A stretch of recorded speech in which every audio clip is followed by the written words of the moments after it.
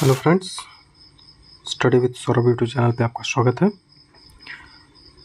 हम आज बीपीएससी जो असिस्टेंट का एग्ज़ाम हुआ है उसके जो प्रश्न हैं उसको देखेंगे। 1 से लेकर 150 टोटल प्रश्नों के आंसर की देखेंगे। इसके बाद आप आश्वस्त हो सकते हैं कि कौन से आपके क्वेश्चन सही है और कौन से आपके गलत क्वेश्चन हैं। कुछ जो प्रश्न हैं उनके आंसर मुझे नहीं मिल पाए हैं, मैंने बहुत ढूंढने की कोशिश की, तो उनके आंसर आप छोड़ सकते हैं। बाकी जो क्वेश्चंस हैं उनके सारे आंसर आपको मैं वो दूंगा और ये आश्वासन भी दे सकता हूं कि आपके जो 90% जो क्वेश्चंस मैं बताऊंगा, जो आंसर मैं बताऊंगा, 90 से 95% वो सही होंगे। ठीक है, तो चलिए देख लेते हैं जल्दी जल्दी से कौन कौन से किसका आंसर कौन बनता है।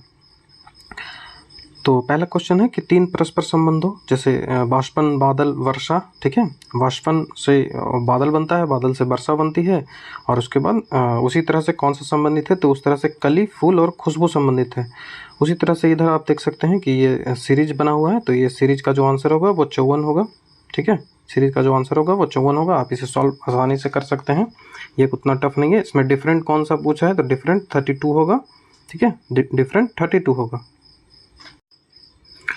जो नेक्स्ट पूछा है कि ये निम्न में से कौन सा जो है, जैसे देखिए ये जूता जो है मोची बनाता है, तो चश्मा चश्माकार बनाता है। उसी तरह से जो नेक्स्ट क्वेश्चन है, जो 7वां है, उसका आंसर ये होगा EPOLFZ। ये आप सिर्फ मिलाते जाएं, मैं एक्सप्लेनेशन नहीं बताऊंगा, सिर्फ आप मिलाते चले जाएं। तो आप आंसर बस मिलाने के लिए मैं ये सॉल्व करवा रहा हूँ। तो इसका जो आंसर होगा 20, 21, तो इसका आंसर 61 होगा। ठीक है, इसका नीला होगा। और 8वां जो क्वेश्चन है उसका ये हो जाएगा KRQTSQT। ठीक है, उसके बाद जो नेक्स्ट क्वेश्चन है वो उसका आंसर आपको मिल जाएगा घास, टिड्डा, मेढक। ठीक है, घास, टिड्डा, मेढक, सांप, गरुड़। ठीक है, ये जो गायकों वाला क्वेश्चन है उसका 50% आंसर है, इसका -19 है। 13 का आंसर -19 है। जो 10 है उसका आंसर D हो जाएगा, और 14 का आंसर B है। उसके बाद 11 जो है उसका आंसर C हो जाएगा, 3 - A। 15 का आंसर आपको 40 होगा। ठीक है, 16 का आंसर 450। उसके बाद 19 का आंसर ससुर।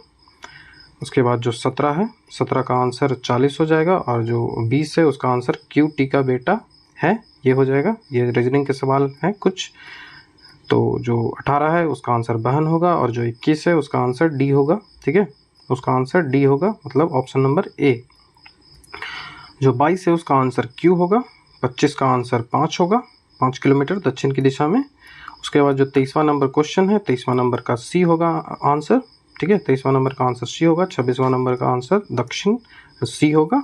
उसके बाद जो 24 नंबर है उसका आंसर 30 होगा, और 27 है उसका आंसर A होगा। ठीक है, जो 28 है वो अल्फ़ाबेट पे रिलेटेड है, 28 का आंसर A होगा। जो मिशन नंबर है 31, उसका आंसर 14 होगा।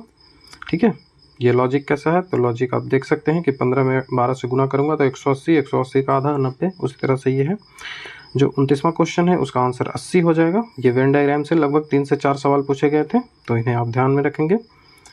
तो जो ये मिसिंग नंबर पूछ रहा है इसमें आंसर इसका 12 होगा। ठीक है, यहाँ पे जो मिसिंग नंबर पूछ रहा है इसमें 11 और 64 होगा। ठीक है, 11 और 64 होगा, 3, 5, 7, 9, तो 11 हो जाएगा। तो इसी तरह से इधर भी दिया गया है। और ये टाइम एंड डिस्टेंस का जो क्वेश्चन है इसका आंसर 50/H होगा। सॉल्यूशन चाहिए तो आप टेलीग्राम से जुड़ जाइएगा। जो नेक्स्ट क्वेश्चन है कि जो ABCDE 5 जो है लगातार विषम संख्या है, उनका एवरेज दिया हुआ है, तो पूछ रहा है कि कौन सा ऑप्शन सही है, तो A+4 इसका आंसर होगा। उसके बाद फिर से ये वेन डायग्राम का सवाल था, इसका आंसर 20 होगा। उसके बाद ये क्वेश्चन है जो नंबर सिस्टम से रिलेटेड था थोड़ा का, ये इसका आंसर B हो जाएगा। B है जो सबसे ज़्यादा, ये इसे रीजनिंग में भी आप रख सकते हैं। एज का सवाल है, इसका 16 हो जाएगा आंसर। जो 36 है उसका आंसर 48 हो जाएगा। 36 नंबर क्वेश्चन का आंसर 48 होगा। ठीक है, और जो 39 नंबर क्वेश्चन है उसका आंसर 60 हो जाएगा। जो 40 नंबर क्वेश्चन है उसका आंसर 600 होगा। और जो 43 है, कबूतर का संबंध शांति से है, तो उसी तरह सफ़ेद झंडे का संबंध किससे है, तो वो समर्पण से है। उसके बाद जो इसमें आयत की गिनती करनी है, तो आयत इसमें 24 है। ठीक है, और अध्ययन जिस प्रकार अध्ययन का संबंध ज्ञान से है, उसी प्रकार जो उसी तरह जो कार्य का संबंध है, कार्य जब करेंगे तो आपको अनुभव होगा। इसमें आयत की गिनती है तो ये 24 हो जाएगा। ठीक है, इसमें अब जो त्रिकोण, ठीक है, तो इसमें त्रिकोण हो जाएंगे कितने, 18, ठीक है। और ये जो सवाल है इसका आंसर 45 नंबर का जो ऑप्शन है वो 3 आंसर बनेगा। जो 46 नंबर है उसका आंसर कौन सा है, तो 46 नंबर का आंसर 60 हो जाएगा और 48 नंबर का आंसर सी हो जाएगा। 49 का आंसर बैगनी है और जो 47 है उसका आंसर 1 हो जाएगा और 50 का आंसर माँ हो जाएगा, मतलब ऑप्शन नंबर डी। अब जीके के सवाल आ गए हैं। 50 रीजनिंग और जो मैथ्स हैं उनके सवाल खत्म हुए, अब जीके का सवाल आ गया। जीके और साइंस के सवाल अब आएंगे। तो भारत का नेपोलियन किसे कहा जाता है, आसान सा सवाल था, समुद्रगुप्त। उसके बाद अस्थायी बंदोबस्त कब लागू किया गया था, 93, आसान सा सवाल था, ये आप कर सकते हैं। यहाँ एक थोड़ा सा डाउट इस क्वेश्चन में हो सकता है कि भारत में मौर्य काल के अंतर्गत भौतिक संस्कृति के प्रसार में कौन सहायक करता था। तो सबसे ज़्यादा यदि कोई सहायता करता होगा तो वो व्यापारी करते होंगे, लेकिन बौद्ध भिक्षु भी करते होंगे क्योंकि ये यात्रा करते रहते थे। तो यात्रा यदि करेंगे तो संस्कृति का प्रसार होगा ही।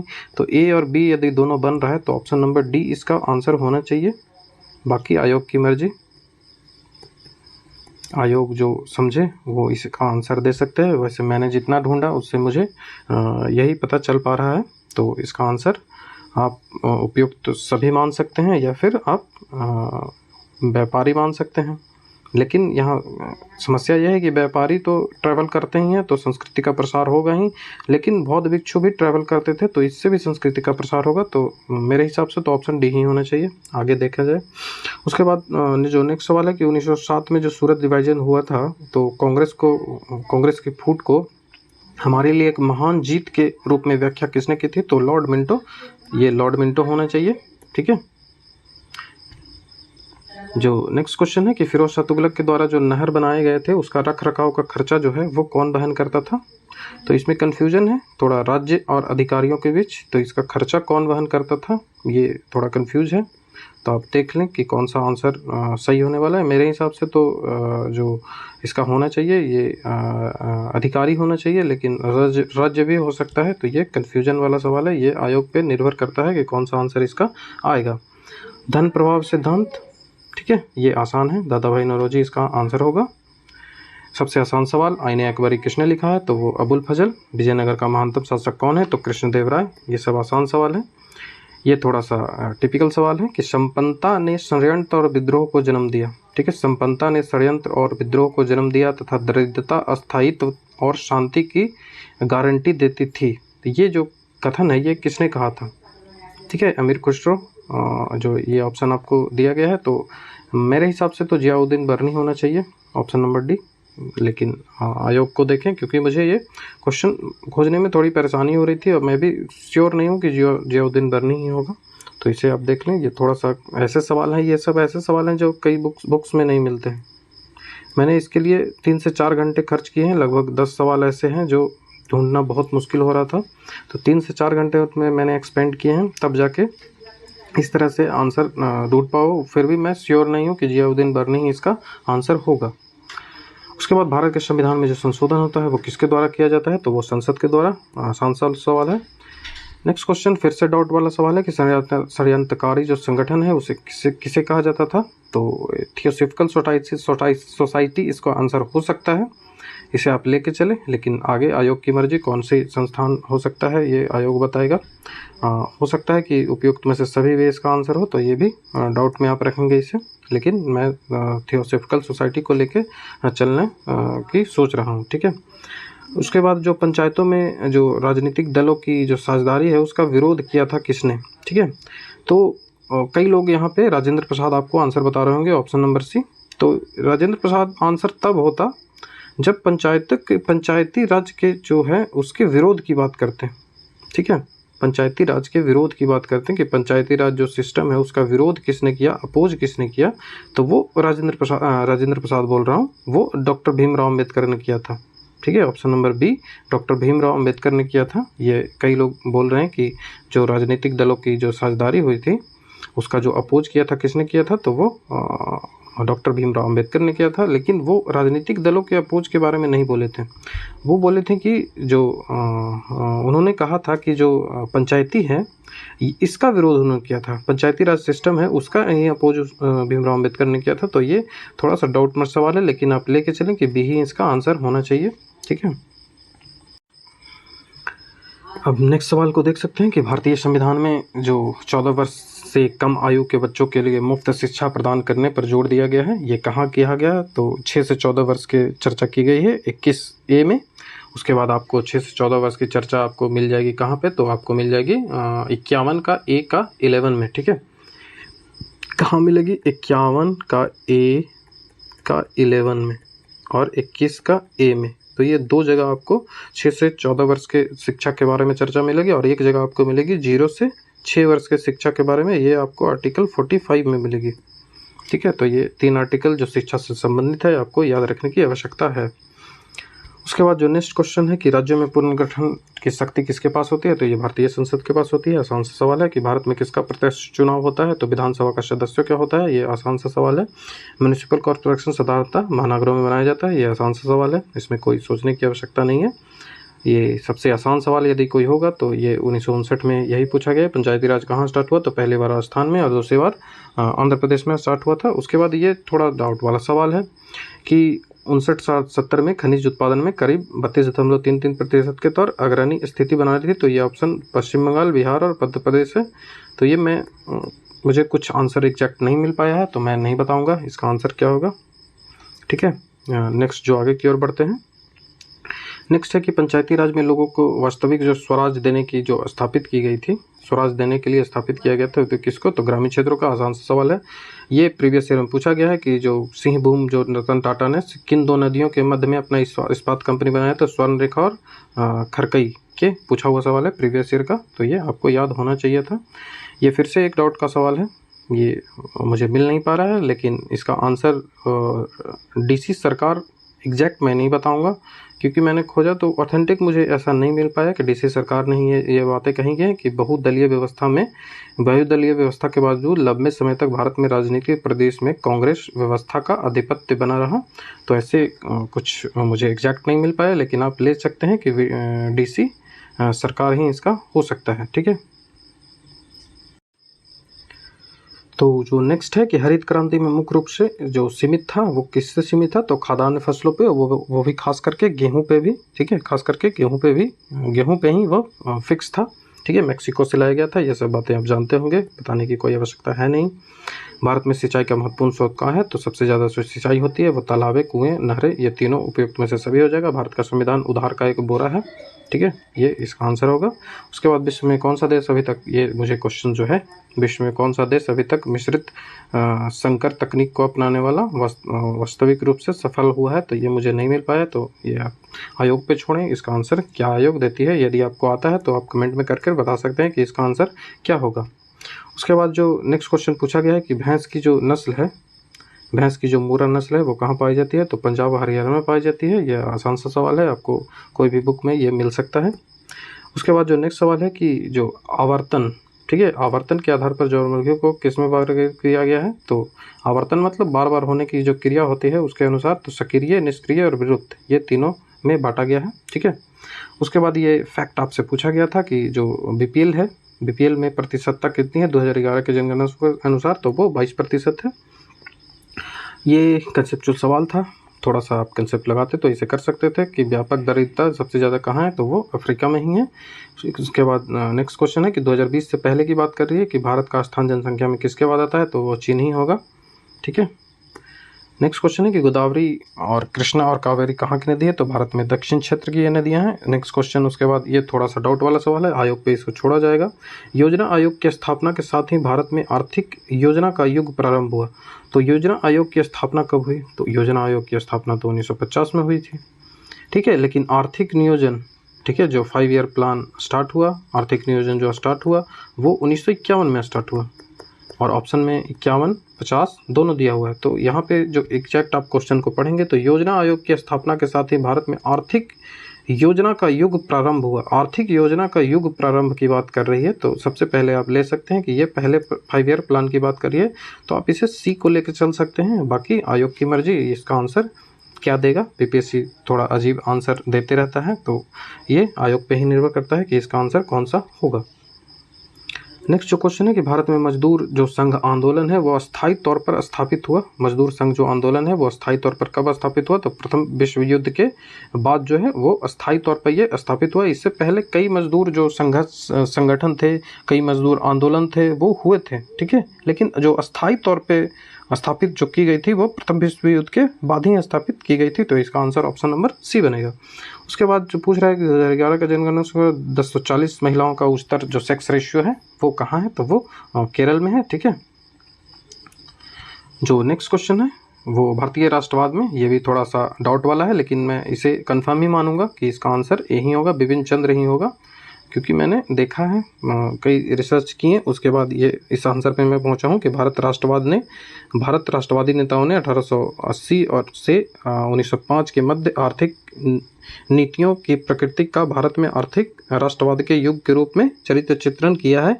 तो ये जो नाम है भारतीय राष्ट्रवाद और आर्थिक नीति, इससे रिलेटेड जो बुक है 1880 से 95, इससे रिलेटेड बुक जो है वो बिपिन चंद्रा ने लिखा है। तो इसी आधार पे मैंने इसको आंसर बिपिन चंद्रा पे टिक लगाया है। तो यही सही होना चाहिए। आगे देखते हैं आयोग इसे क्या मानता है।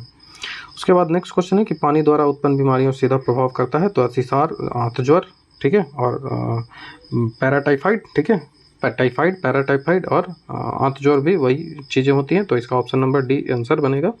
रेलवे किस काल के लिए वास्तविक वरदान थी? ठीक है, रेलवे किस काल के लिए वास्तविक वरदान थी? तो ये जो ऑप्शन है इसका द्वितीय विश्व युद्ध के बाद के, इसमें जो अंग्रेज हैं उनके लिए रेलवे काफ़ी मदद किया था द्वितीय विश्व युद्ध के दौरान। तो ये ऑप्शन नंबर इसका डी ही होना चाहिए। कई लोग आपको जनसंघर्ष बता रहे हैं यूट्यूब पे, तो मैं नहीं मानता ये सही होगा, हो सकता है हो, लेकिन मेरे हिसाब से तो ये द्वितीय विश्व युद्ध ही होना चाहिए, ठीक है।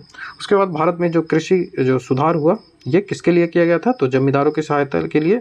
ये आंसर नहीं होना चाहिए। जमींदारों की सहायता के लिए कृषि में सुधार क्यों किया जाएगा? ठीक है, ये तो कृषकों की सहायता के लिए किया जाएगा। उपलब्ध संसाधनों के दोहन हेतु कृषि में सुधार किया जा सकता है, ये माना जा सकता है, लेकिन ये तो डिनाई किया जा सकता है, ठीक है, ये डिनाई किया जा सकता है कि जमींदारों की सहायता के लिए जो कृषि सुधार हो। तो ये मैं नहीं मानता। मैं बी ऑप्शन के साथ चलूँगा। आप देखे होंगे कि कई जगह आपको उपयुक्त सभी आंसर मिलेगा, तो हो सकता है ये हो, लेकिन मैं इसे बी के साथ ही चलूँगा। तो ऑप्शन नंबर बी ही इसका आंसर मैं मानूंगा। उसके बाद नेक्स्ट क्वेश्चन सबसे हल्का है। Poverty and un-British rule in India, ये किताब किसने लिखी है? तो दादा भाई नौरोजी ने। ये कब प्रकाशित हुई थी ये आपसे पूछा जा सकता है। तो ये 1901 ईस्वी में पब्लिश्ड हुआ था, ये याद रखेंगे। 1921 ईस्वी में भारत में जनगणना 1 दशक में होती है, मतलब 10 वर्षों के बाद होती है, ये भी आप याद रखेंगे। 1 मार्च 2023 को जो फेडरेशन मतलब फीकी के महासचिव किसे नियुक्त किया है? तो अरुण चावला को। नया जो सवाल है अरुण चावला। उसके बाद नेक्स्ट क्वेश्चन है कि संयुक्त राष्ट्र के जो 27वें COP27 है इसका आयोजन कहाँ किया गया था? तो ये मिस्र के शर्म अल शेख में किया गया था।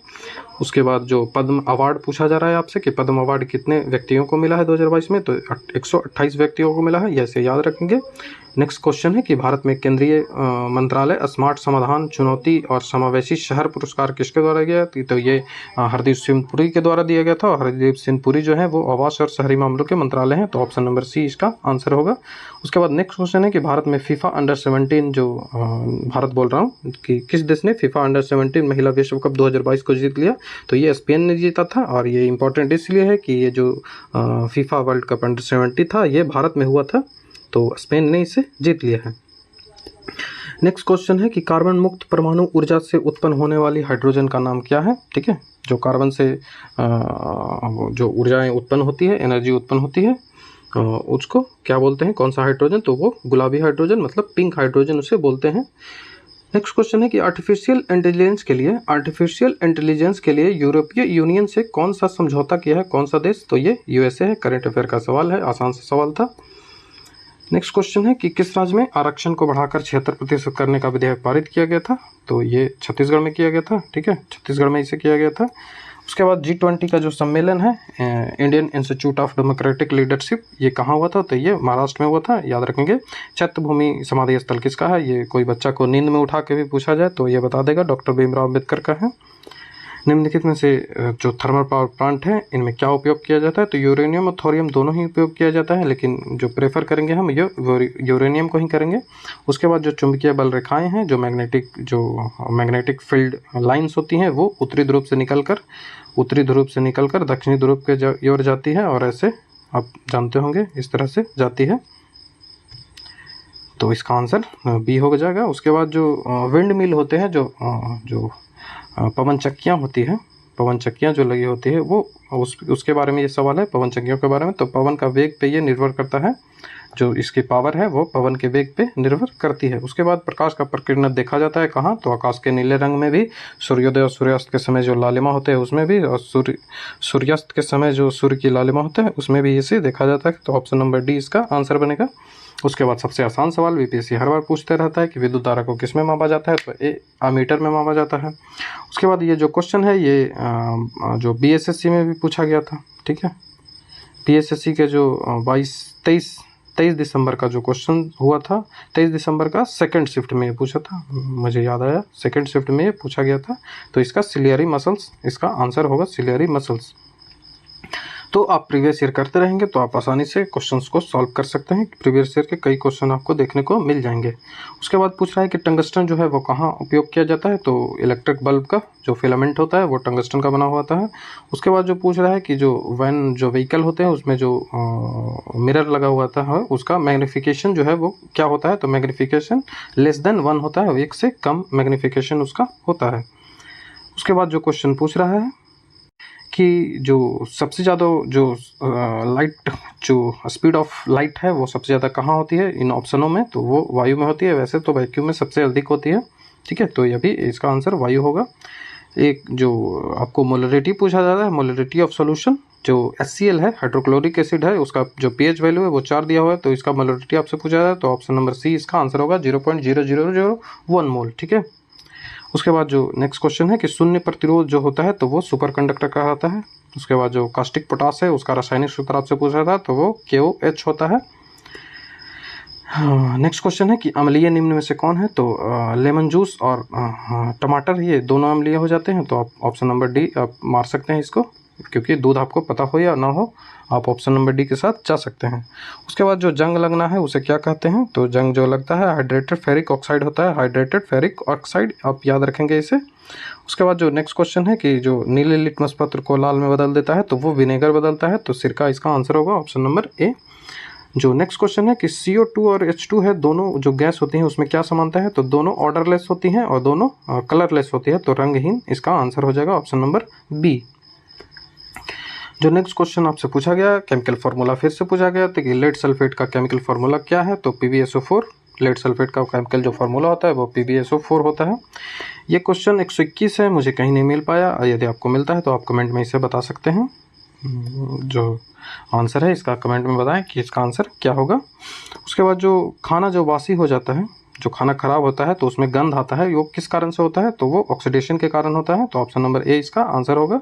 उसके बाद जो नेक्स्ट क्वेश्चन हमसे पूछ रहा है कि नेक्स्ट क्वेश्चन वो वार्म ब्लडेड कौन सा होता है? तो वार्म ब्लडेड मैमल्स होते हैं, तो मैमल्स में कबूतर आता है। तो ऑप्शन नंबर ए इसका आंसर होगा। नेक्स्ट क्वेश्चन पूछ रहा है कि जो सिल्वर क्लोराइड होता है, सिल्वर क्लोराइड को गहरे रंग की बोतल में रखा जाता है। ये NCERT का लाइन सीधा उठा के रख दिया है, तो NCERT में ये आपको मिल जाएगा कि सूर्य के प्रकाश की क्रियाओं से बचाने के लिए इसे किया जाता है, ठीक है।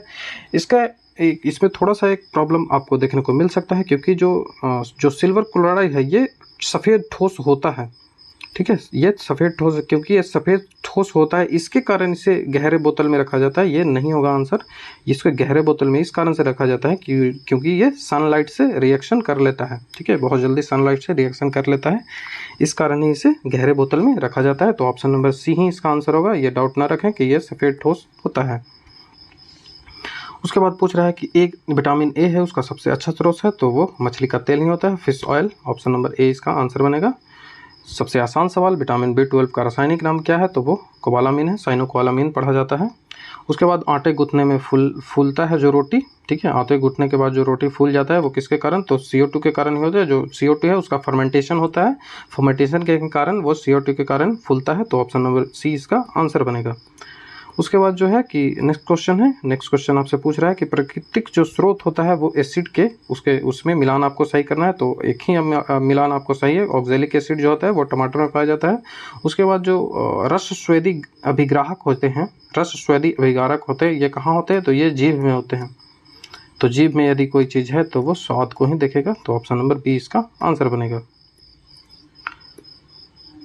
नेक्स्ट क्वेश्चन है कि गर्मी के दिनों में दूध से दही जो है वो जल्दी बन जाता है, ऐसा क्यों होता है? क्योंकि ताप में जब वृद्धि होती है तो बैक्टीरिया का जो विकास होता है वो तेज़ी से हो जाता है। या जब दही जमाते होंगे तो आपको ये मालूम होगा, पता होगा आपको कि ऐसा जो ठंडे के दिनों में दही को जमाने के लिए उसे गर्म चीज़ों में रख दिया जाता है, जिससे वो दही जल्दी जम जाता है। तो इससे आप इसे कर सकते थे।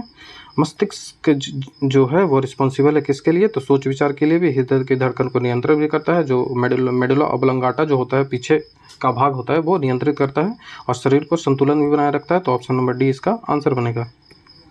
उसके बाद जो नेक्स्ट क्वेश्चन है कि एंडोक्राइन जो ग्लैंड है, ठीक है, एक्सोक्राइन और एंडोक्राइन ग्लैंड होते हैं दो टाइप के।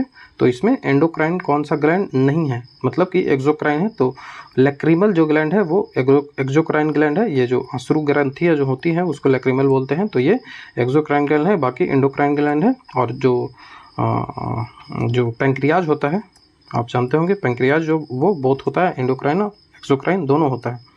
नेक्स्ट जो सवाल हमसे पूछा जा रहा है कि कौन सा अजैविक निम्नीकरणीय पदार्थ है, तो वो DDT है। ऑप्शन नंबर ए इसका आंसर बनेगा। आसान सा सवाल है। नेक्स्ट क्वेश्चन थोड़ा टफ है। रेस्ट्रिक्शन एंजाइम, ठीक है, रेस्ट्रिक्शन एंजाइम का आविष्कार, डिस्कवरी ऑफ रेस्ट्रिक्शन एंजाइम जो है वो कौन किया था? तो स्मिथ और नाथन्स, ठीक है, स्मिथ और नाथन्स याद रखेंगे। ऑप्शन नंबर ए स्मिथ और नाथन। आगे के एग्जामों के लिए 69 PPSC में हो सकता है कि ये सवाल आपको देखने को मिल सकते हैं। उसके बाद जो नेक्स्ट क्वेश्चन है कि कमरे में रखा हुआ गमले में जो पौधा है वो, नेक्स्ट इसका जो सार है क्वेश्चन का कि जो पौधे पेड़ जो होते हैं वो सनलाइट की ओर झुक जाते हैं, ठीक है, पेड़ जो होते हैं वो सनलाइट की ओर झुक जाते हैं। ये जो प्रोसेस होता है इसको क्या बोलते हैं? तो इसे फोटोट्रोपिज्म बोला जाता है। कई बार ये क्वेश्चन पूछा गया है, फोटोट्रोपिज्म। नेक्स्ट क्वेश्चन है कि वनस्पति हार्मोन, तो 5 वनस्पति हार्मोन होते हैं, आपको पता होगा। तो उसमें साइटोकाइनिन आपको मिलता है, ऑक्सिन, ये सब आपने देखा होगा, ऑक्सिन होता है, ठीक है। तो साइटोकाइनिन वहाँ पे आपको मिल जाएंगे। आनुवांशिक रूप से जो रूपांतरित फसल है, ठीक है, जेनेटिकली मॉडिफाइड है, कौन है? तो बीटी कॉटन भी है, बीटी ब्रिंजल भी है, गोल्डन राइस भी है, जिसमें विटामिन ए प्रचुर मात्रा में मिलता है। ये पूछा गया था बिहार दुर्गा में, तो उपयुक्त सभी इसका आंसर होगा। उसके बाद नेक्स्ट क्वेश्चन है कि निम्नलिखित में से किसके कारण जो भूमिगत जल का कमी नहीं होता है? तो वृक्षारोपण करने से भूमि जल में कमी नहीं आएगी, उसमें तो बढ़ोतरी होगी, क्योंकि उससे वर्षा जल है वो बढ़ेगा। प्रथम जिन प्रबंधन पैदा किया गया था वो कौन से पौधे में किया गया था? तो वो तंबाकू में किया जाए। कई लोग जो है इसका आंसर या तो कपास मारेंगे या फिर बैंगन मारेंगे, लेकिन ये आपका दोनों गलत हो जाएगा। इसका जो आंसर होगा वो ऑप्शन नंबर बी तंबाकू इसका आंसर होगा। नेक्स्ट कई बार पूछा गया है कि तीखापन जो मिर्च में होता है वो किसके कारण होता है? कैप्साइसिन के कारण होता है, कैप्साइसिन के कारण। उसके बाद जो वायु प्रदूषण का प्रभाव सबसे ज़्यादा किस पे होता है? तो सबसे ज़्यादा पत्तियों पे होता है। नेक्स्ट क्वेश्चन आपसे पूछा गया वन्य जीव के अंतर्गत निम्नलिखित में से क्या आता है? वन्य जीव के अंतर्गत निम्नलिखित में से क्या आता है? तो वन्य जीव के अंतर्गत वन्य पौधे और वन्य जीव दोनों आते हैं। तो ऑप्शन नंबर सी इसका आंसर बनेगा। उसके बाद जो नेक्स्ट है वो अदरक हो जाएगा। तना कंद आपसे पूछ रहा है, अदरक हो जाएगा। जो आलू है वो रूट है, और जो ये जो पल्प हो जाएगा बल्ब, ठीक है। प्याज जो होता है वो बल्ब में आ जाता है। तो ऑप्शन नंबर ए इसका आंसर बनेगा। उसके बाद मैथ के सवाल है 10 फिर से। तो यदि दो संख्याओं का योग और क्रमशः इतना है तो ये 160 इसका आंसर होगा। ये जो मैथ का सवाल है उसका आंसर 380 होगा। जो अगला है, जो अगला क्वेश्चन है उसका आंसर आपको मिल जाएगा 18। उसके बाद जो आपको और एवरेज से सवाल है इसका 4000 आंसर होगा। उसके बाद जो ये सिंप्लीफिकेशन है इसका आंसर 0.012 होगा। उसके बाद जो 146 नंबर क्वेश्चन है इसका आंसर जो रेशियो है वो 13.7 होगा। ये रेशियो इससे संबंधित सवाल है, इसका आंसर 8 रेशियो 6 रेशियो 10 रेशियो 9 होगा। उसके बाद जो 2 साल का जो पूछ रहा है आपसे चक्रवृद्धि ब्याज का अंतर दिया हुआ है 96, तो इसका आंसर 8% होगा। आसान सा सवाल है, ये फार्मूला आपको याद रहे तो आसानी से कर सकते हैं। ये सबसे आसान सवाल 4 से 5 है, तो ये 25% है। उसके बाद 150 का जो सवाल है इसका आंसर 3972 होगा। तो हमने जो जल्दी जल्दी देख लिया कि जो किन के आंसर क्या है, तो आप एक बार इस जो आंसर है उससे मिला लें। यदि आपको कुछ गलत लगता है तो कमेंट में ज़रूर बताएं। आप हमारे टेलीग्राम से भी जुड़ सकते हैं, लिंक डिस्क्रिप्शन में मैं दे दूंगा, तो उससे टेलीग्राम से आप जुड़ जाएं। उसके बाद बता दें कि कौन से क्वेश्चन सही है या कौन से क्वेश्चन गलत हैं और क्या इंप्रूवमेंट किया और आवश्यकताएँ है। एक बार आप मिला लें, उसके बाद आप अपना आंसर बताएँ, जिससे एक अनुमान लग सके कि आपने कितना अटैम्प्ट किया है। तो इस जो मेरा आंसर की है उससे आप आंसर मिलाएं और कमेंट में ज़रूर बताएं कि अपना आंसर क्या आपका हुआ है। मैंने कोशिश की है कि सारे आंसर मैंने सही दूं, लेकिन अब कुछ गलतियां हुई होगी, तो आप बता सकते हैं कि कौन से क्वेश्चंस आपको गलत देखने को मिले हैं। Thank you for watching.